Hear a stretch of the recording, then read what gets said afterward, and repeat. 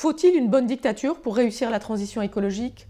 Vous l'avez peut-être déjà constaté lors d'un repas de famille, mais dans un contexte de relative inaction climatique des démocraties libérales occidentales, la tentation autoritaire a le vent en poupe. Ce grand cours Sator articule pour la première fois la question de la démocratie et de l'écologie. On évoque souvent les deux séparément, pourtant l'écologie est une chance pour la démocratie, et c'est la thèse que je défendrai au cours de ces 9 heures avec vous. La démocratie, finalement, ça sonne de plus en plus creux. Pourquoi? Parce que nous sommes déprimés dans un contexte où nous la résumons aux élections, où elle est abîmée par différents scandales et abus de pouvoir. Mais grâce à l'écologie, nous pouvons élargir les contours de cette démocratie, lui redonner du sens, du corps et du souffle. L'ampleur du défi écologique nous oblige à revitaliser nos institutions pour déployer une énergie collective inédite, digne des plus grandes mobilisations générales de notre histoire.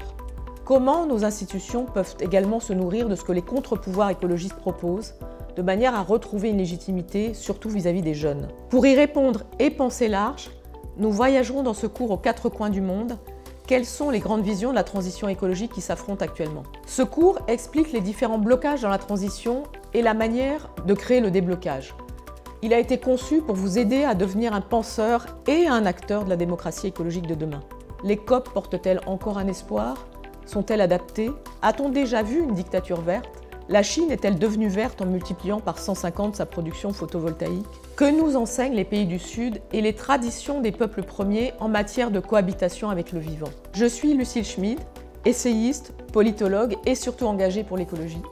Je vous propose de me rejoindre dans ce grand cours Sator pour affronter ce qui est sans doute la question du millénaire, celle de la démocratisation de l'écologie et de l'écologisation de la démocratie.